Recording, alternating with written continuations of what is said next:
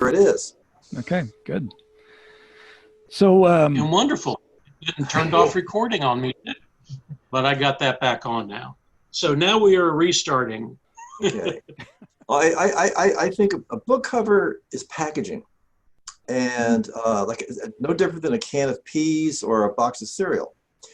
It has to, in a glance, tell you, attract your eye to start with. If it doesn't attract your eye, then there's no point to even being a cover on the book. And then it has to tell you in the same glance something significant about what that package is, what it contains. So it's science fiction, fantasy, romance. So it has to get a message across. It's like a miniature poster.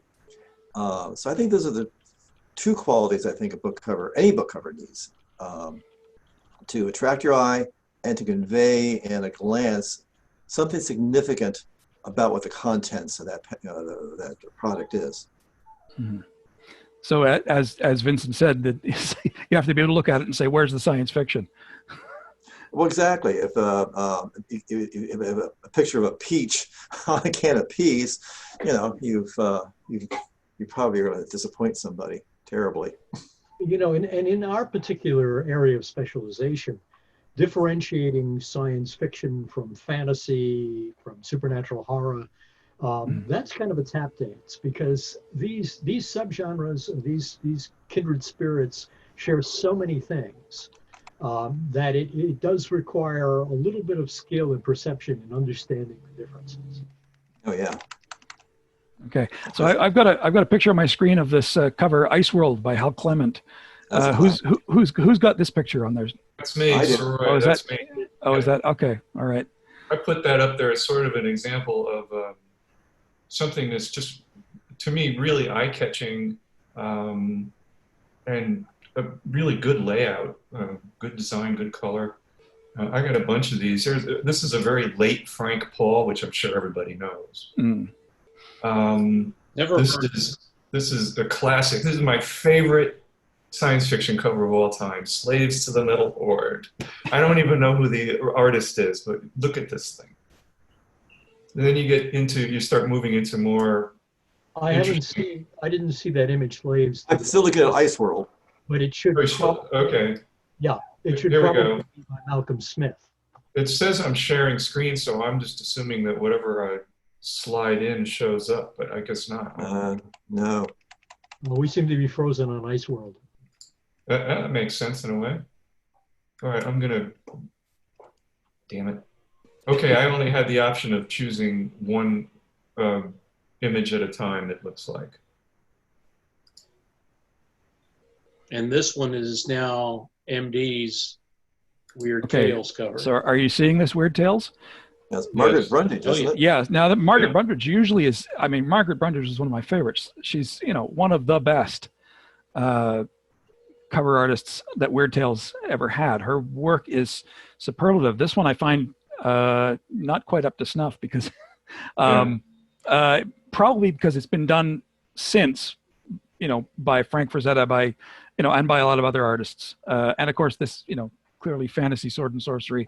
But for me, this is kind of a fail. There's no real sense of danger or threat, particularly with a woman below, sort of, watching somewhat interestedly as Conan battles with a with a giant snake. She watched bare-breastedly as he attacked the snake. Obviously, this is from the early, this is from the early pulp days. This is Weird Tales. This is. You have to attract the snake before you attack the snake. Okay. So this was one of my examples of bad covers, and I have a couple of examples of really good artists. I mean, superlative artists who, every once in a while, you don't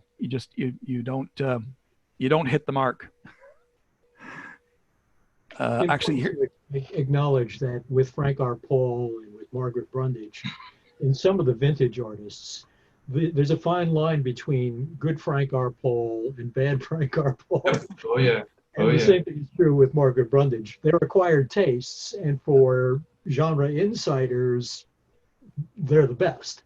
Mm-hmm. But to the layperson who's looking at this genre with without the lack of objectivity that the rest of us it can be off-putting because some of these do have a kind of clunkiness to them.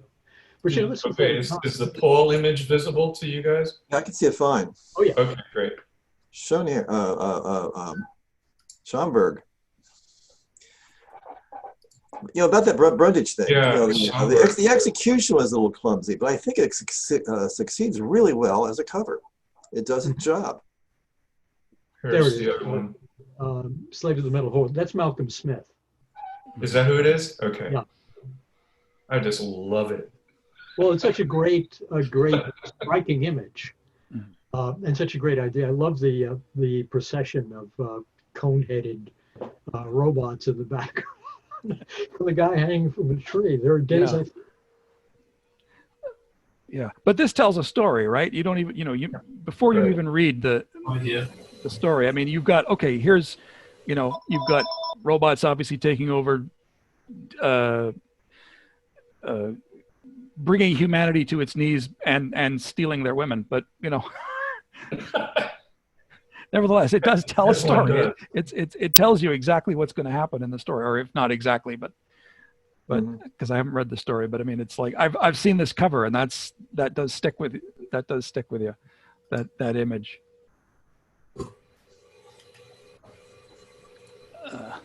Well, he's given us all of the narrative clues. You know, he's got that rope in his hand. Okay. So obviously he's about ready to hang the girl as well. Okay. Yeah. Sometimes the ambiguity of these robots that attack beautiful women has you wondering, but so be it. Oh, Jack shown here. Yeah. Yeah, he's one of the best painters, painterly painters, I think, in the whole genre. And far and away the best compositionalist of his generation. His images are striking. This is very simple, but man, does it have an effect.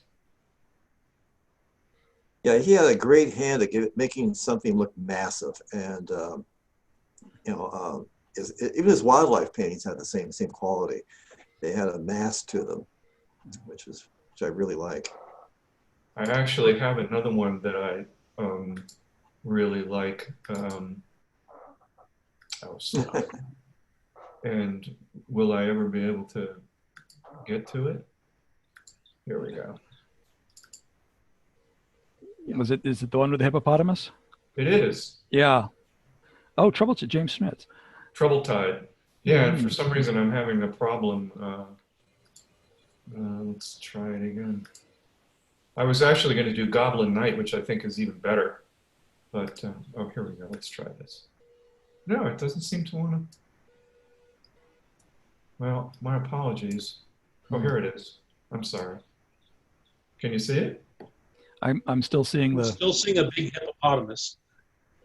Yeah, this is it. The hippopotamus one. Right. Okay.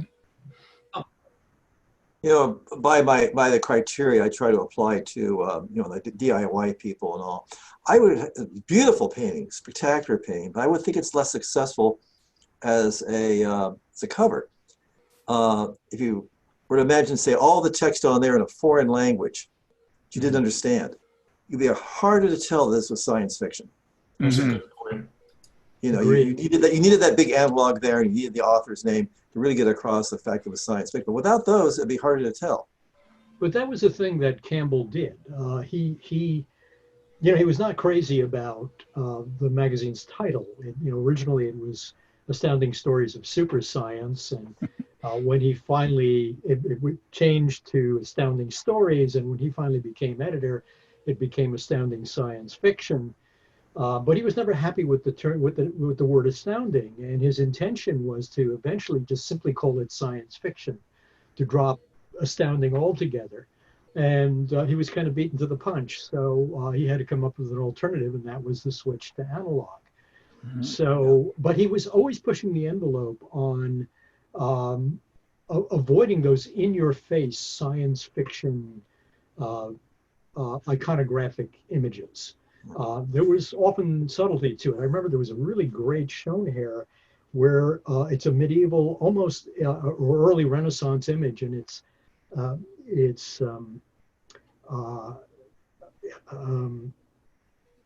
there's a telephone hanging on the wall in the background, which is the only clue that this is something out of the ordinary. It's Vermeer-esque, actually, when you look at it. It's very much. I've never seen that one. Absolutely wonderful painting, but far too subtle for today's marketplace. And there isn't a self-respecting science fiction publisher who would go there anymore. But that was Campbell's idea. He really saw science fiction as a sophisticated literature that deserved a rightful place in the mainstream. Mm-hmm. So it looks like we're looking at Kelly Freas. I would say that there's more than one magazine or publisher who would publish something that subtle. I think in many ways the problems you have nowadays is not the subtlety question, but that a lot of people go for simple generic scenes, generic space scenes, generic rocket scenes that tell no story. If that's the sort of scene you described, told a story and had a subtle element in there, I'd go for it myself. I can actually, let me just show you an illustration I did for the magazine you did the cover for. Hold on, because it illustrates exactly what you're talking about. Is there a cat in the chair behind you? Yeah, there's a chat too. A cat. Should be a button down at the bottom for chat. No, a cat. Is there a cat in the chair behind you? Oh, that's my dog Penny. Close. We've got several dogs, but Penny likes to get up beside me. Okay. All right. Now let me go back over here. All right, share screen.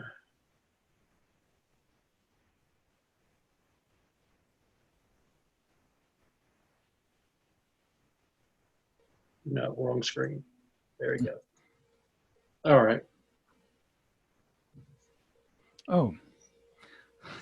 Now, this is an image which is designed to do exactly what you're talking about. This is not, on the face of it, any sort of obvious science fiction or fantasy thing, but it's you'll find it in the last issue. We published the special issue, and it's loaded with subtle indicators of the story. The story is basically about people in dreams who temporarily have a life at night outside of dreams and gather in cafes and things in New York. And there's subtle sleep and dream iconography all throughout the image. A dream catcher here, a Norse symbol for sleep up here, the album Dream Police in the gutter. Who did this? But there wasn't anything about the story that screamed fantasy. Mm-hmm. Who did this cover? I missed that. This is just a story illustration, and I did it. Oh. Everything I do is under a pseudonym, HMV. Oh, that's what I was wondering. Okay. So yeah, I mean, extremely subtle. But that was an interior or cover. I was distracted by the chat going on over here. So that was definitely an interior. Now, okay. Now I'm trying to get this stupid thing back. Oh, there we go. Stop share. Okay, stop share.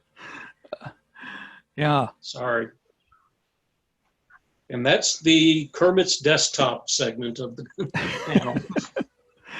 We were talking about, we saw some Frias art. I've got a Frias thing. Hold on. So Frank Kelly Frias, of course, is, I don't know if you can see this one. This is the Michael G. Coney cover. Yep. Frank Frias, there's no mistaking a Frank Frias cover. His style is distinctive. He is some of the, he's produced some of the best works in the genre. This is not one of them. And actually, I've spoken. I mean, he's passed on now, but I spoke with Michael Giccone years ago about this. This is one of his least. He despised this cover. He hated it. This was the edition, the North American edition, the Jaws That Bite, the Claws That Catch. Yeah, I mean, subtle science fiction things. I mean, the stars that cover the the naughty bits, and the metal hand, and the land shark, which are features of the novel. Which, I mean, you can only sort of see one sort of hand. it's a goofy looking thing, and actually here I think I've got the. Oops, nope, that's not that. Hang on. Yikes. Yeah, I've got a bunch of bad covers. Hold on a second. There we go. There's the artwork without the typography, and it doesn't look much better. Well, now that I can see those bubbles, though, it makes so much more sense. So yeah, some of the best cover artists in the world can produce some really odd. And for this one, for me personally, the color yellow is just not something that really. Well, fortunately, this has never happened to Vinny or me. Well, it's happened to me. Interestingly enough, this one, this is the North American edition, the DAW edition that we saw. This is the British edition, which had a different cover, different title, The Girl with the Symphony in Her Fingers. Coney liked this a bit better. I had to disagree with him about it. Yeah, I would put it about in the same place. Yeah. It's unfortunate that it just doesn't get the. That's really phallic. Oh yeah. Oh, for sure. I mean, embarrassingly so. Yeah. It's like you just threw subtlety out the window. I don't know who the artist is on this. I couldn't find his name, but yeah, it's. Wouldn't be my biggest problem with this cover is that it's too subtle. You have to look at it twice to really figure out what's going on. And well, that's a big issue, because people are going to spend time figuring out a book cover. Book covers shouldn't be puzzles. Would this be Josh Kirby, maybe? I'm not Could sure. be. Doesn't look like Kirby. It looks like someone who might be in a witness protection program, however. Yeah. Sex offender list. Okay. Actually, here hang on. I'm trying to. How do I turn off my screen sharing? Hang Um, There's a little bar hovering somewhere that says "Stop sharing." It's almost always never where you there it look. is. There you go. Covered by my camera. There we go. So. Yeah.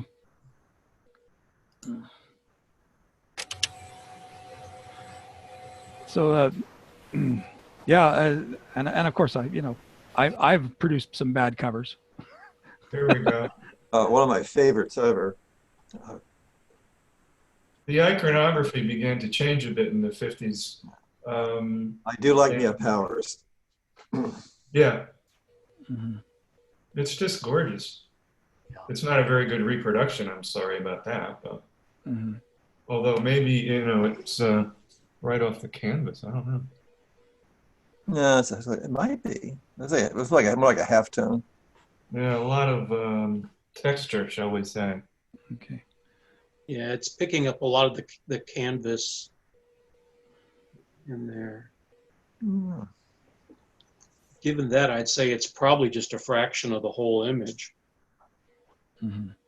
But this is an example of the kind of covers that were in vogue for a while, and because there are a lot of covers that you can see like this on certain paperbacks in certain eras, that the sort of abstract approach to science fiction. It's like we're going to move away from the metal spaceships and things and move just towards a kind of a subtle feel for science fiction rather than hard nuts and bolts. Yeah, I was reading an article some time ago that there was an art director at a specific publisher who was responsible for a lot of that. But it was an article I read some time ago, so I don't remember.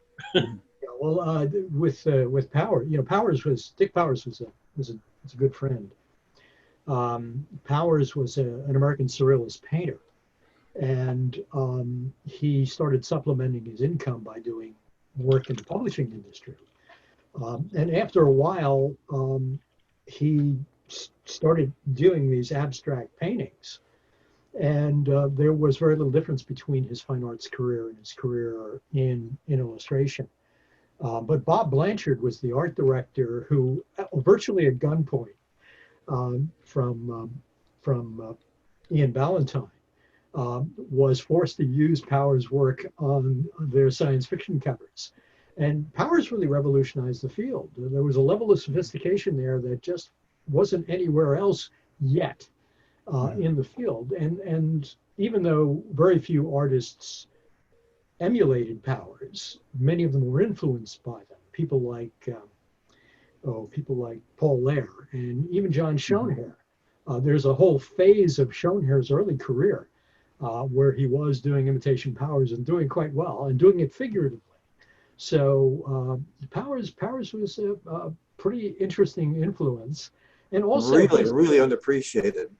Unappreciated, and his work suggested a sophistication that very little of the literature quite had at that point. But I do think that it attracted people like Ron and I to the genre. And I mean, to this day, he influences me. Yeah, I have about a dozen of Powers paintings hanging around the house, and I just they transport me every time I look at them. If they get underfoot, let me know. I don't store them on the floor. I keep them on the walls where they can't hurt me. I am going to assume that is a print behind you and not an original. We're talking about the bonus now. Yeah, that's a print. Yeah, that's gorgeous. It is. Yeah, originals in the Smithsonian. In case you wanted to know. Yeah, but there are definite trends in science fiction covers, science fiction fantasy covers, as you said. You have to be able to know at a glance that these are of the certain genre, but that's changed obviously over the years. Now, what kind of things do you? Now you see a spaceship on a cover, it's science fiction, and with the digital art sort of making its budding its way into the genre, there's a lot more of this sort of CG kind of feel to cover art. I mean, what are you guys' thoughts on the computer generated images supplanting painted images? Do they enhance, or do they jump in? I'd like to jump in and comment on that, because that was one of my biggest thoughts when I started commissioning art for Amazing. Was I come from a very technical background. All my art is, in one sense or another, computer generated or assisted. And one of the first things I was noticing was a trend I really personally dislike heavily right now is total 3D computer generated art created by people with no sense of composition or layout. Amen. Who are probably using Dazzler, Daz 3D, and other things that they're just using model kits to throw images together, and they look awful. There's nothing in that clear, obvious 3D nature of it bugs me. The second class, I couldn't agree more. I mean, I do most of my work nowadays digitally, because it's the way I can meet deadlines. But you have to have that basic foundation. You have to be able to draw. You have to understand light, color, shadow, perspective. You have to understand all these things. Composition, the computer is not going to do it for you. You have to be able to recognize when the computer is wrong, and it often is. Yeah, there's two artists who have sold to us, who I won't name, but who are historically well-known artists who have transitioned late in their career to digital, and they don't understand it in digital. It's like you wouldn't know they were the same artists. I mean, we ate a huge amount of money to an artist who turned over a cover where he obviously didn't understand how to use Photoshop or his tools. And so he was doing things like scanning in old works of his and then cropping out pieces of them. And when you looked at it, you would see terrible jaggy lines around where he cropped things out. I mean, it looked more like he cropped them in MS Paint than in Photoshop. But then he would enlarge something and on the image, and it would be enormously blurry and color artifacted.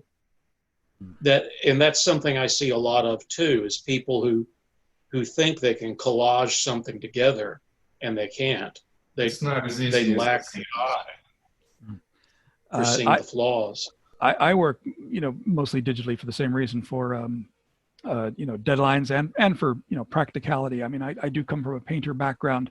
I don't know if you can see, but there's a couple of my pieces on the wall back there. They are behind my big head. So I do come from a physical painting background, but I'm also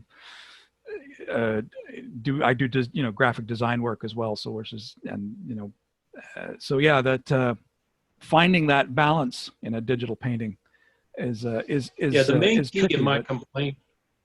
Yeah, the main running theme in all my complaints about a lot of current artists is they don't know their tools.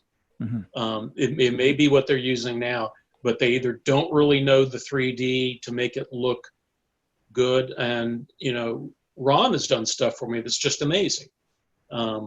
I mean, well, literally, I think everybody but Kit here has done something for me, and it's all amazing work. But then there are people I could point to who get loads of cover work, and there's not a piece of work they've done that I think is worth paying money for. A number of years ago, I was a judge in an international digital art competition. And the first thing that I and my co-judges did, we went through all the pictures.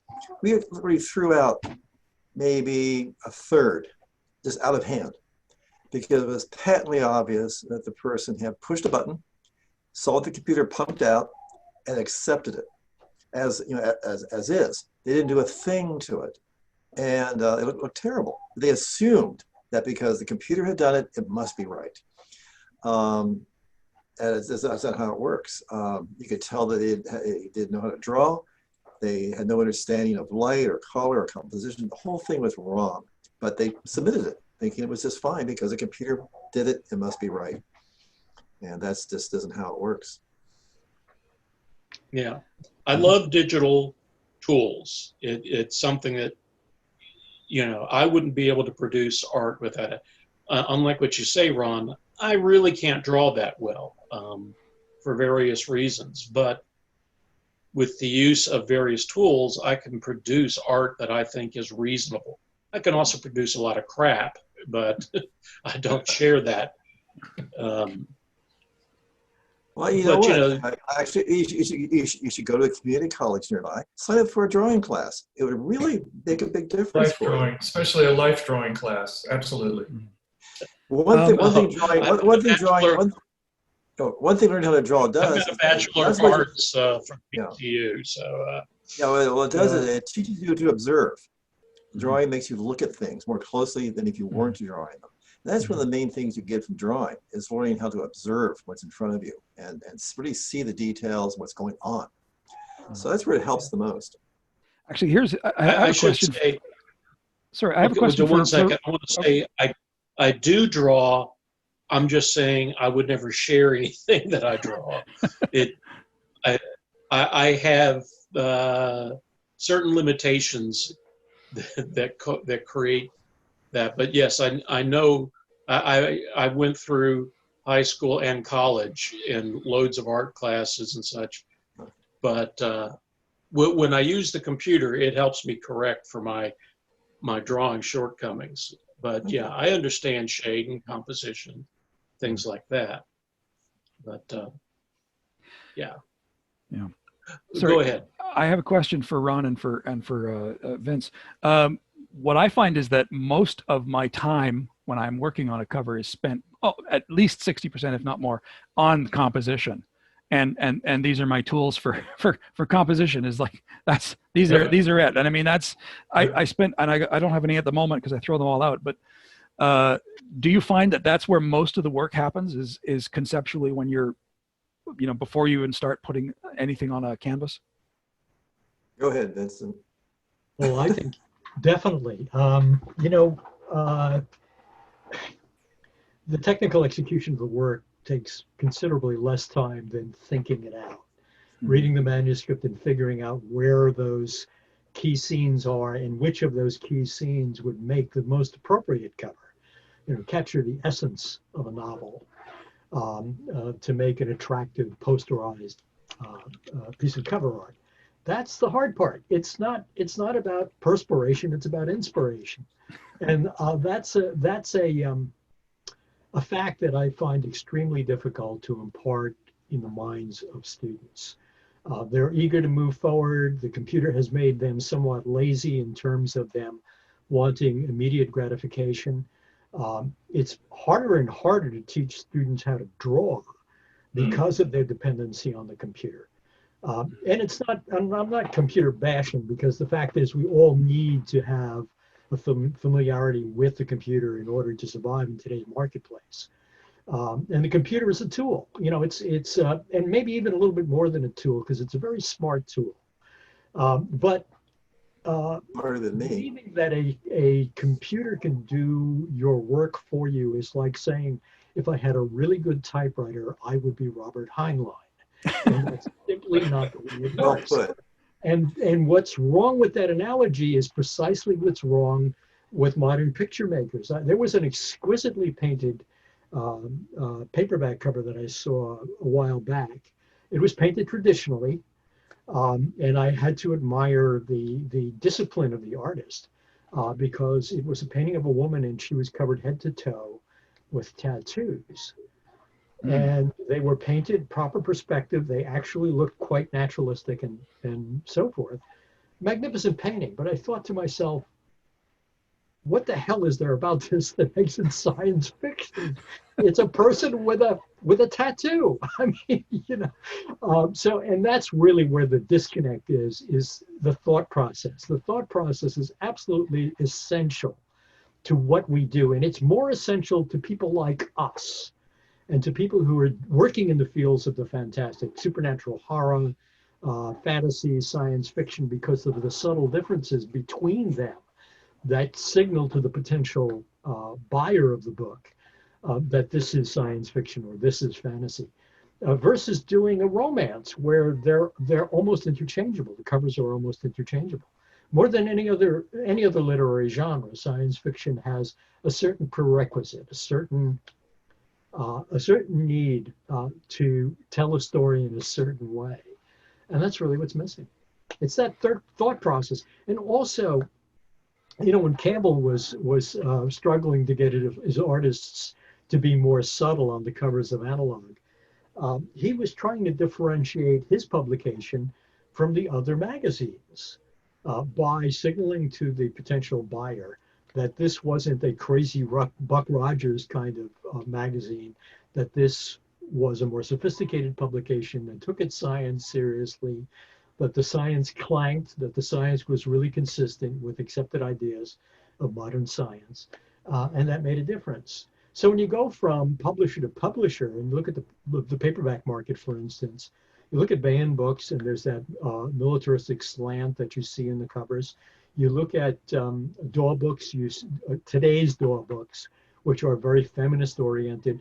Those subtleties have to be communicated by the cover illustrator for it to find its market. And those are critically important. So it's not just something you fall out of bed in the morning and you produce by noon a dozen paperback covers. It doesn't work that way. It takes a great deal of thought, a great deal of energy, and a great deal of comprehension. So that's my two Yeah, cents. what you just said. Ditto. But you're right about people wanting shortcuts. When I teach students, the first thing I start with is, generally very basic perspective, because most of them just don't get it. They don't understand it. So 1 point, 2 point. And then actually the first thing I do is I ask them, did anybody ever tell you that you couldn't draw? And there's always at least 2 or 3 people in the class who raise their hands and yes, somebody told me I couldn't draw. So, that annoys me. It's like you're getting cut off before you even had a chance to learn anything. And what the hell are you doing in art class if you're right? It's enormously frustrating.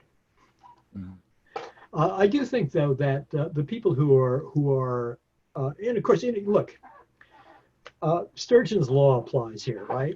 90% of science fiction is crap, but then 90% of everything is crap.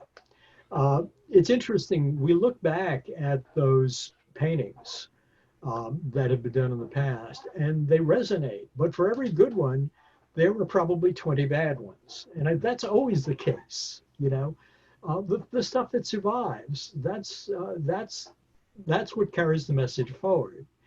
And it's important to remember those works and to be influenced by those works and to build on those works. Yeah. We stand on the shoulders of giants, as they say. And that explain why Vincent Di Fate is so low down in his frame. Because we're all standing on his shoulders. For God's sakes, get off. Am I low down on the frame? I'm sorry. Let me reposition my. There we go. There we go. There we go. Yes. There we go. There we go. Vinny covered pretty much everything. When I'm doing a cover for somebody, the first thing I'll do when I get the story is try to zero in on a set piece. Some visual element in the story that best represents the story. Sometimes there isn't a set piece. You just have to do something that invents something that represents the story. By either combining characters or making up a scene or something. But I'll go through the thing and looking for something that, like the can of peas analogy.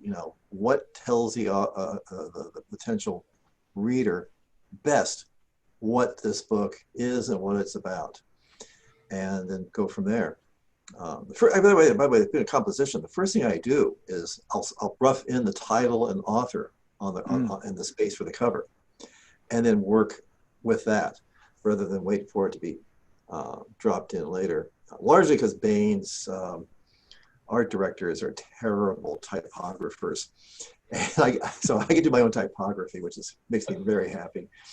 But although it's been a Bain too, since I do all their ebook stuff, which is almost never the military science fiction, I like that a lot too.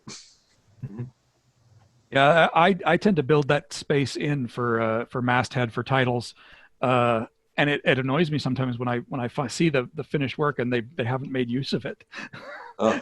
I left this beautiful space for a great big cover or title on one on several of my pieces, and when I see it, it's someone's done this really thin, anemic little typography on the top of it. It's very disappointing. But Steve Fickman and I were discussing this very thing a couple of weeks ago, and it's he does a ton of stuff for Bain books, and one of the reasons he works in the titles in his paintings directly is because he doesn't want anybody there touching them, and so he gives them a cover as a finished product, title and all. Yeah, I've done that for a couple of publishers, but yeah. When I was working with the Amazing Stories cover, I actually had the Amazing masthead in. It was like I had a space for it. I had it right there on a layer, so I just wouldn't put anything there that I kind of overthought it at some point when Kermit and I were talking about it, but yeah, that's stuff that a lot of people don't think about. People look at artwork and they don't think about technical things like that. I get to the point now where I can I don't even think about it. I just do it. you know, when I'm doing a cover art, I automatically put it where it needs to be. And I'm sure Vince and you, Ron, probably do the same thing. Well, I leave space, and you know, it's always frustrating when you work closely with an art director and they've given you a very specific layout and you've left this big hole in your art, and then in the last minute, you know, because they're now part of a committee, they decide to change the cover lines or move them someplace else, and now you've got this embarrassing void in the middle of your painting. It happens. It just simply happens. The worst up front is when they actually substitute plates, when they actually get the CMYK plates mixed up. Oh, wow. Yeah. And you just want to roll into you want to find a hole and crawl into it and die. I mean, it just, you know, it's so hard to do a good painting because you've got so many people who are opining on the work that you're doing. You're trying to satisfy an editor, you're trying to satisfy an art director, and then you're dealing with the limitations of reproduction, which are vastly limited in this world because in addition to this digital age, we've also developed the inability, or art directors developed an inability to see color within color. So color correcting, because they know nothing about color mixing, becomes a crapshoot. You know, there was a time when if you had too much red in a painting, you would say, well, take out 3,000ths red. And what that meant was you inserted a sheet of 3,000ths acetate in the burning process between the plate and the transparency flat. And that little additional distance would reduce the size of the red dots, and that would remove the red or a quantity of the red without drastically distorting the art. Now, when you talk about the red shift, you know, you showed that Kelly Freas painting, that dog painting. There was an enormous shift to the red. Not unusual though, because most artists tend to use a preponderance of red. So if your work is stripped onto a flat with a dozen other covers and they're all red and yours is green, your cover is going to look brown whether you like it or not. Yeah. Brown being the complement of red. So there are those liabilities too. And you always have to anticipate when you're creating a painting, what's going to happen to it once the painting leaves your hand. Is some dumb bastard going to put his foot through it? Usually nothing good. That happens quite often. I've had paintings stolen. I've had paintings dropped. Had to do repair work. Really quite an extraordinary series of mishaps that go from the easel to the newsstand, and you have to anticipate them all. I remember all too well the days when they laser scanning first came in, and they would peel the top surface of your illustration board off so they could wrap it around the cylinder. Oh God, what that did to the artwork was, I still have nightmares. Utterly horrific. If there was anything that was going to diminish your low self-esteem and just put it through the floor, that was it. I get back this limp thing with, you know, horizontal cracks all the way across it. Oh. Well, yeah, I've been through the film era and digital era as well, and even Amazing, our first two issues were initially printed by a traditional web printer who generated films, and there are least quality issues as a result. They, you know, running gang printing, like you said, Vince, they muddied up the covers terribly, and some of the interior art. Personally, I've really enjoyed the switch to digital. Over the course of 2 decades, I learned to adapt all my thinking about graphics from, you know, getting a CMYK print out of the developer that looked good for printing, to just learning the digital tools, but it looks good now. And I'm finding a lot more consistency, which I'm real pleased with. You know, with the modern digital printing press too, you can alter zones of the painting too that are not printing properly because of whatever's adjacent to it on the flat, which technically means that they can reproduce almost anything faithfully if they're so inclined. The problem is a lack of fundamental knowledge about seeing color within color and knowing what colors are too abundant. And the other is time. Time is money. You know, a printer is going to try to run it through the press as quickly as he can and go on to the next thing to maximize his profits. So that becomes another factor in what we have to deal with. It's not just a question of doing a great painting when the muse is there to entice you. It's doing a great painting to deadline, whether you want to or not, whether you feel like doing it or not. And then dealing with all of the fallout that occurs in commercial publishing. Any questions? You are correct, sir. You know, I was going to say we're almost out of time, except we're not. We don't have anybody in this room after us. Oh, good. So we could blather on endlessly. Well, well, I'd like to. I'd like to blather on for a minute, actually, and just sort of say to Vince and to Ron, you know, you guys are amazing, and I am absolutely astounded that I've been able to share this time with you, and my admiration for your work has no bounds. And thank you for thank you. allowing me to be part of this. We're just trying to avoid arrest.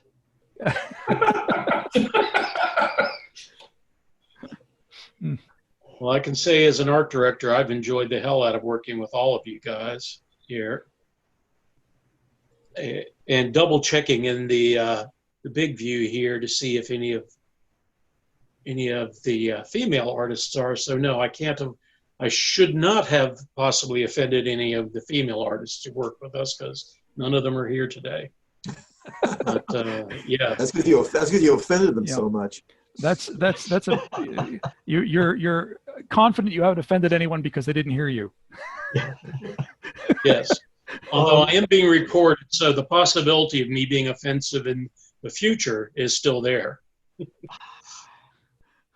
Well, I think you've fired me a couple of times, so you don't have a. I did not fire you.